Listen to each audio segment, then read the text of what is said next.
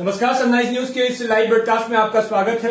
उत्तर प्रदेश में जनता का जनादेश आ गया, चुनाव के नतीजे आए और नतीजों ने स्पष्ट कर दिया कि जनता ने किसे एक मुख्यमंत्री के तौर पर देखना चाहा और अपने क्षेत्र के जनप्रतिनिधियों को जनता ने वहां से चुना। अब इसके बाद सभी दल अपना अपना आकलन करने लगे हैं, जनता भी उनका आकलन कर रही है। इस तरह से इलेक्शन की जो रिजल्ट आए हैं उनका एनालिसिस हो रहा है। तो तमाम काफी सारे दलों के साथ साथ कांग्रेस पार्टी का भी इस बार आकलन करना बहुत जरूरी था, क्योंकि इस बार कांग्रेस पार्टी ने मुद्दों पर चुनाव लड़ा और एक साफ सुथरी राजनीति कांग्रेस पार्टी ने उत्तर प्रदेश के अंदर की। कई सारे अहम मुद्दे जिनकी चर्चा होनी चाहिए थी, कांग्रेस पार्टी ने उनकी चर्चा की। महिलाओं का मुद्दा कांग्रेस पार्टी ने उठाया, जिस तरह से 40% महिलाओं को आरक्षण दिया। उसके बाद अब एक सबसे बड़ा सवाल ये खड़ा हुआ कि आखिर फिर भी कांग्रेस पार्टी कहां पिछड़ गई, कौन सी वो चीजें रही, कौन से वो फैक्टर रहे कांग्रेस पार्टी के लिए कि वो उन पर खरी नहीं उतर पाई और जनता ने उनको नकार दिया। मात्र 2 सीट कांग्रेस पार्टी पूरी जीत करके आ पाई है, जिसमें से एक रामपुर खास की सीट थी जो हमेशा से प्रमोद तिवारी उसको जीतते हुए 9 बार के विधायक रहे। उसके बाद मोना 2 बार से विधायक वहां थी और तीसरी बार उन्होंने फिर वहां पे किया। अब कांग्रेस का ये पूरा खाका समझने के लिए, क्योंकि उत्तर प्रदेश में जो कांग्रेस पार्टी का जो सबसे बड़ा चेहरा और सबसे ज्यादा चेहरा दिखा, स्टार प्रचारक के रूप में चेहरा था, वो प्रियंका गांधी का चेहरा था। कांग्रेस पार्टी और प्रियंका गांधी को दोनों को एक दूसरे से कोरिलेट करके नहीं बल्कि एक ही देखना चाहिए और उसमें एक पूरा एनालिसिस होना चाहिए कि आखिर कांग्रेस पार्टी में क्या वो चीजें रही कि मुद्दों पर भी चुनाव लड़ा, साफ सुथरी राजनीति उत्तर प्रदेश के अंदर की, कई सारे युवाओं के मुद्दे, महिलाओं के मुद्दों को उठा करके रखा। कई बार ऐसी बातें भी सामने रखी जो नेताओं को जनता के बीच में रखनी चाहिए, नेताओं के बीच की बात होनी चाहिए। जैसे कि प्रधानमंत्री ने जब नमक वाला बयान दिया और कहा कि मोदी का नमक खाया है, तो उन्होंने वहां पर एक रैली में कहा कि आखिर ये नमक मोदी का कैसे हो सकता है, जनता का पैसा होता है। तो वो उनको बाद में सफाई भी देनी पड़ी। तो इसको लेकर के तमाम काफी सारे सवाल खड़े हुए कि कांग्रेस की स्थिति क्या है। और उसी के बाद फिर एक सवाल ये भी खड़ा हुआ कि क्या कांग्रेस की आखिरी उम्मीद भी खत्म हो गई है, क्योंकि प्रियंका गांधी को उत्तर प्रदेश की पूरी उन्हीं की अगुवाई में पूरा चुनाव ये लड़ा गया था और सभी 403 पे प्रत्याशी उतारे गए थे, 401 पे 2 सीटों को छोड़ करके।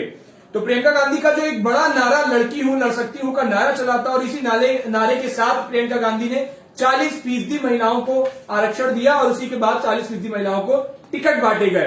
तो इन सीटों में 144 महिलाओं को उतारा गया था, जिसमें पार्टी सिर्फ 2 सीटें जीत पाई।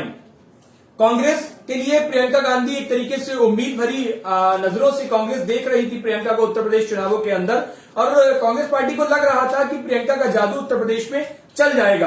प्रियंका गांधी को जब से उत्तर प्रदेश चुनावों का प्रभारी बनाया गया, उसके बाद से ये लगा था कि शायद पार्टी में एक नई ऊर्जा आएगी प्रदेश के अंदर। लेकिन जो नतीजे आए बहुत निराशाजनक नतीजे रहे। पार्टी की गिनती जब नतीजों में आई, तब्दील हुई, तो सिर्फ 2 सीटें पार्टी को मिली और जो कि पिछले चुनाव से भी कम थी। पिछले चुनावों में 5 सीटें मिली थी, पिछले चुनावों से 5 सीटें कम आई हैं। जितने भी कैंडिडेट को टिकट दिए थे, 144 महिला कैंडिडेट्स को जो टिकट दी है, उनमें से रामपुर खास सीट से महिला के तौर पर सिर्फ आराधना मिश्रा को कामयाबी मिली है। बाकी 137 महिला कैंडिडेट्स की तो जमानत भी इस पार्टी से जब्त हो गई है। अब एक सबसे बड़ी बात इस चुनावों के बाद ये होगी, क्योंकि ये तो कल तक के नतीजे थे और नतीजे जब सामने स्क्रीन पर दिखाई दिए तो उसके बाद अब प्रियंका गांधी की राजनीति का आकलन होना शुरू हो जाएगा। क्योंकि जो प्रियंका गांधी का 40% महिलाओं को टिकट देने का एक एक्सपेरिमेंट था इस पूरे चुनाव में, तो वो कहीं ना कहीं कांग्रेस पार्टी के हक में नहीं आया। और इन नतीजों के बाद प्रियंका गांधी का जब आकलन किया जाएगा तो इसमें यह आकलन होगा कि प्रियंका के लिए हुए फैसले वो वोटों में तब्दील नहीं हो पाए। पूरा उतार चढ़ाव रहा, सब कुछ राजनीति में हुआ, लेकिन एक वक्त पे आकर के ये जब चुनाव की एनालिसिस किया जाएगा तो उसमें ये बात कही जाएगी, साफ तरीके से कोट करी जाएगी कि प्रियंका गांधी ने उत्तर प्रदेश में साफ सुथरी राजनीति को आगे बढ़ाया। कांग्रेस उन्हें कभी भी डिमोरलाइज तो नहीं करेगी और कांग्रेस क्या, प्रियंका गांधी खुद को भी डिमोरलाइज नहीं करेंगी। और पूरी कांग्रेस पार्टी इस बार मुद्दों पर चुनाव लड़ी। कहीं भी जाति धर्म को लेकर के बात, कोई भी बयान ऐसा नहीं हुआ, चाहे वो मंच से हो, चाहे वो रैलियों के माध्यम से हो या कहीं भी हो, वो चीजें निकल करके सामने नहीं आई। कांग्रेस के लिए और प्रियंका गांधी के लिए अगर एक दूसरे चश्मे से देखा जाए तो प्रियंका गांधी के अंदर ये चीज भी है कि वो अब राजनीतिक परिपक्व भी हो गई हैं। राजनीति में भी उन्होंने अपनी पैठ हमेशा से बना ली है और इस बार तो और ही ज्यादा उस पर देखने को मिली है। और प्रियंका ने इस बार के चुनावों में कुछ हासिल किया हो ना किया हो, लेकिन हाँ, उनकी व्यक्तिगत रूप से जो राजनीतिक छवि है और राजनीतिक समझ है वो दोनों ही बड़ी है। अब इसीलिए कांग्रेस आने वाले चुनावों में खास तौर पर उत्तर प्रदेश के अंदर प्रियंका गांधी का फायदा जरूर लेगी और उनके राजनीतिक करियर पर बहुत फर्क नहीं पड़ने वाला है प्रियंका गांधी के राजनीतिक करियर पर, क्योंकि इस बार भी उन्होंने प्रभारी बनकर के देखा और प्रियंका गांधी उत्तर प्रदेश को समझती थी, लेकिन इस बार की जब सभी 403 सीटों पर वो गई होंगी, उतरी होंगी, वहां का खाका देखा होगा, तो वो चीजें उनको बहुत समझ में आई होंगी।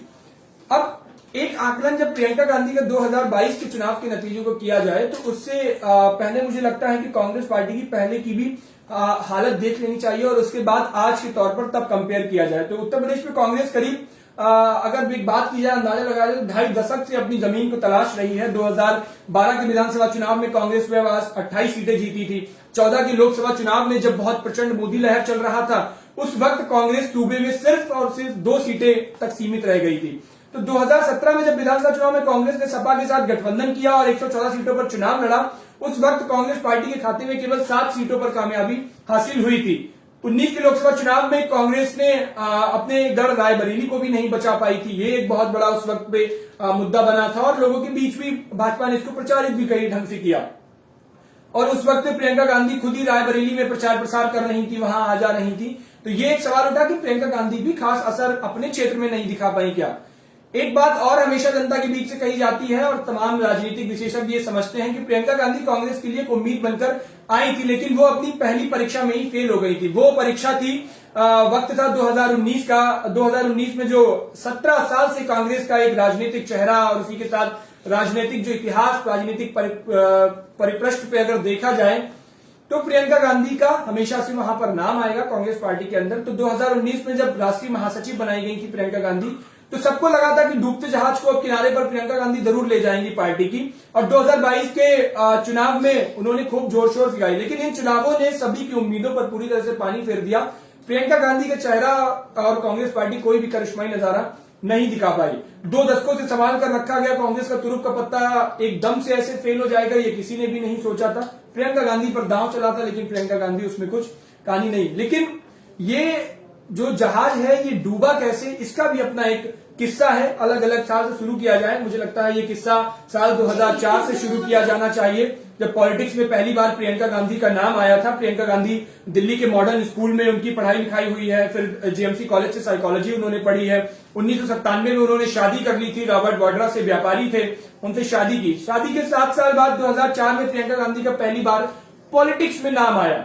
पॉलिटिक्स के गलियारों में उनका नाम गूंजा, तो वहां से फिर कई सारे अहम स्टेप्स जो उन्होंने लिए उनको आगे लाया भी। कांग्रेस पार्टी के पूरे कांग्रेस परिवार ने भी उनको आगे रखने की कोशिश की। और उसके बाद 2004 का देश में लोकसभा चुनाव थे। सोनिया गांधी जगह जगह पर जाकर के रैलियां कर रही थी। प्रियंका गांधी भी अपनी मां के साथ जाती थी, उनके लिए प्रचार प्रसार करती थी। वो कई सारे मंचों पर गई। प्रियंका का इस तरह से राजनीति में जुझारूपन, राजनीति में ललक देख करके लोग कहने लगे थे कि लग रहा है अब इंदिरा गांधी वापस लौट आई हैं और देश को इंदिरा गांधी की तरह एक बड़ा नेता मिलेगा। कई सारी किताब है, जेवियर मोरो की एक किताब है द रेड साड़ी, उसी के साथ एक 24 अकबर रोड एक किताब है। इन सब किताबों में कई दफे ये जिक्र हुआ है कि राजीव गांधी बचपन से ही देखते थे कि प्रियंका गांधी हमेशा राजनीतिक बातें किया करती थी, उनके साथ बैठती थी, उनसे सवाल पूछा करती थी, जबकि राहुल गांधी इससे बहुत दूर रहा करते थे। तो प्रियंका गांधी के अंदर जो राजनीतिक ललक है वो शुरुआत से ही है और उसी को लेकर के वो आगे बढ़ रही हैं। तो इन किताबों में जब आप पढ़ेंगे तो ये किस्सा भी लिखा हुआ है कि जब शुरुआती दौर में 2004 का वो चुनाव था, उसमें कांग्रेस की हालत बहुत खराब हो गई थी। तो प्रियंका गांधी ने पार्टी को एक सुझाव दिया था कि क्यों ना पार्टी अपनी एड एजेंसी बना ले, विज्ञापन की एक एजेंसी बनाए और उसको लेकर के काम करे। कांग्रेस पार्टी ने ये बात पार्टी के सामने रखी थी। जब प्रियंका ने, पार्टी ने वो बात भी मानी और उसके बाद कांग्रेस को एक बहुत बड़ा फायदा भी 2004 में हुआ था। लेकिन 2009 का भी एक वो साल था जब अमेठी में चुनाव प्रचार कर रही थी, तब एक बहुत बड़ी बात आई जो पूरे देश ने देखी और उसको मीडिया चैनल्स ने भी दिखाया था। लोकसभा चुनाव में रायबरेली और अमेठी के लिए प्रियंका गांधी प्रचार कर रही थी, उनको वो जिम्मा सौंप दिया गया था। तो इस चुनाव में प्रियंका गांधी गांव गांव घूम रही थी, ठीक वैसे ही जैसे इंदिरा गांधी घूमा करती थी अपने वक्त में। उसके बाद राजीव गांधी गए तो वो उसी तरह से अपने उनके पद चिन्हों पर चलते हुए अपने क्षेत्र को कवर कर रही थी। तो सड़क पर कई सारी पैदल रैलियां कर रही थी, लोगों से मिलजुल कर बात करती थी, उनसे गले में हाथ डाल के बात करती थी, नमस्कार करती थी। तो ऐसे करते हुए वो आगे बढ़ रही थी। 20 अप्रैल का वो समय था जब प्रचार के लिए वो गौरीगंज के एक गांव में पहुंची हुई थी। तो कई सारी महिलाओं के एक बड़े समूह ने उनको घेर लिया था। तो एक बूढ़ी महिला उसमें से निकल के आई, उसने उनके गालों पर हाथ फेरते हुए कहा था कि लागत है ये गांव मां इंदिरा आ गई हैं। जब ये बात हुई तो कई सारे मीडिया चैनल्स उनके साथ थे, वो सारा रिकॉर्ड हुआ और फिर इस देश को एक बार फिर से लगने लगा कि हाँ, इंदिरा गांधी ऐसा एक शक्तिशाली नेता इस देश को फिर से मिल सकता है। जो छवि देखी जाती है वो इंदिरा गांधी की छवि देखी जाती है। ठीक वैसा ही चेहरा मोहरा था, ठीक वैसे ही झलक थी उनकी, वैसे ही चलने का अंदाज था, वैसे ही सारी चीजें थी। तो प्रियंका गांधी इंदिरा गांधी की तरह देखी जाने लगी। फिर 2014 का एक वो समय आया जब प्रियंका गांधी के लिए थोड़ा सा बैकफुट का वो समय हुआ। प्रचंड मोदी लहर चल रही थी उस वक्त। मोदी एकमात्र भारतीय जनता पार्टी का ऐसा बड़ा चेहरा थे जिसको लेकर के लोग वोट करना चाह रहे थे, जिसको लोग पसंद कर रहे थे। उनके भाषण का जो अंदाज था, उनके जो स्पीच देने का तरीका था, शब्दों का चयन था, उसको लेकर के जनता की तरफ से एकदम से लहर सी बनी। उस वक्त में लोकसभा चुनाव में जब सोनिया गांधी और राहुल गांधी अलग अलग हिस्सों में प्रचार कर रहे थे तो प्रियंका गांधी को अमेठी और रायबरेली की फिर से एक बार जिम्मेदारी दी गई, क्योंकि वो वहां पर घूम चुकी थी, गांव गांव की समझ थी उन्हें, तो उन्होंने वो जिम्मा लिया।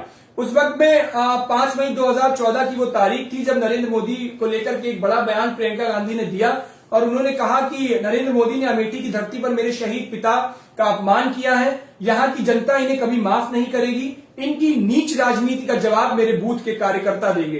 प्रियंका गांधी का ये लाइन बोलना ही थोड़ा उनको भारी पड़ गया।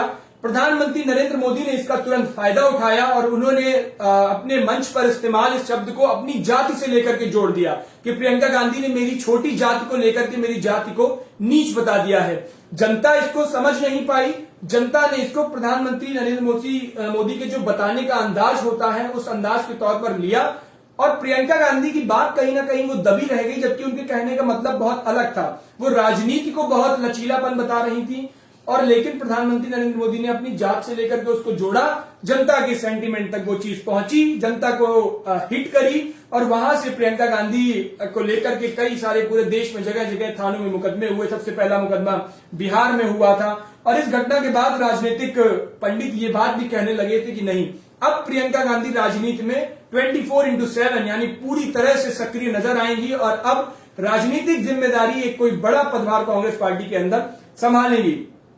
अब आज के दौर तक की बात करें तो प्रियंका गांधी को पार्टी के अंदर 3 बड़े बड़े मौके मिले, लेकिन उन्होंने कभी उन मौकों को ग्रैब नहीं किया। चाहे वो पार्टी का अध्यक्ष बनने की बात हो, चाहे उत्तर प्रदेश का प्रदेश अध्यक्ष बनने की बात हो, प्रियंका गांधी ने कभी उन मौकों को हासिल नहीं किया और उनको अपनी जिम्मेदारी पद की कोई जिम्मेदारी नहीं ली। और जब कई सारे पत्रकार उनसे इस बात का सवाल करते हैं कि आखिर क्यों नहीं आप, तो उन्होंने कहा कि मैं 15 साल से कह रही हूं कि राजनीति नहीं करना चाहती हूं, मैं ना ही मैं कभी राजनीति में पूरी तरह सक्रियता के साथ आऊंगी, मैं अपने बच्चों के साथ खुश हूं और मुझे राजनीति नहीं पसंद आती है। लेकिन फिर भी प्रियंका गांधी ने इस बार के चुनावों में अगर आप देखेंगे तो पूरी तरह से सक्रियता दिखाई। इस चुनावों से पहले 2016 का भी वो 11 मई का दिन याद कर लेना चाहिए जब कांग्रेस के रणनीतिकार प्रशांत किशोर उस वक्त हुआ करते थे। तो प्रशांत किशोर ने कांग्रेस पार्टी को बड़ा सुझाव भी दिया था। उन्होंने कहा था कि 2017 में उत्तर प्रदेश के विधानसभा चुनाव हो उसमें कांग्रेस को पूरी तरह से अगुवाई कर देनी चाहिए और प्रियंका गांधी को उत्तर प्रदेश का इंचार्ज बना देना चाहिए। प्रियंका गांधी जब उत्तर प्रदेश की इंचार्ज बनेंगी, वहां के अहम जिम्मेदारी, अहम पदों को संभालेंगी, तो कांग्रेस पार्टी कहीं ना कहीं उसका फायदा उठा सकती है। ये 2016 में प्रशांत किशोर ने कहा था। लेकिन प्रशांत किशोर के इस बयान को कई जो बड़े बड़े कांग्रेसी नेता थे, वरिष्ठ कांग्रेसी नेता थे, उन लोगों ने इस चीज का समर्थन भी किया। लेकिन बाद में प्रियंका गांधी ने खुद ही इसको नकार दिया था और उसके बाद कांग्रेस पार्टी की तरफ से एक ऑफिशियल बयान जारी हुआ कि प्रियंका गांधी कोई भी अहम जिम्मेदारी लेने नहीं जा रही हैं। उसके बाद समाजवादी पार्टी और कांग्रेस पार्टी का गठबंधन हुआ। राहुल अखिलेश एक मंच पर दिखाई दिए। नतीजा जब देखा गया तो 114 सीटों में केवल 7 सीटें कांग्रेस पार्टी के खाते में आई। अगर समाजवादी पार्टी के खाते में 311 में से 47 सीटें जीती थी, यानी दोनों पार्टियों का मिलाकर के कांग्रेस पार्टी की 7 सीटें और समाजवादी पार्टी की 47 सीटें आई थी। लेकिन ये जब नतीजा आया था तो उस नतीजे से एक जो पिच खुल रही थी वो 2019 की पिच थी कि आखिर ये 2017 के नतीजे कांग्रेस के 2019 के नतीजे को कैसे बदलेंगे और 2019 में कांग्रेस की राजनीति का क्या होगा।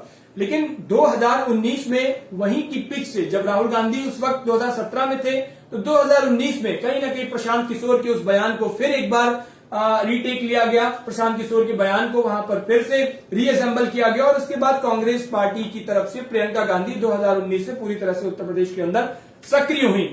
23 जनवरी को ही 2019 की वो तारीख थी।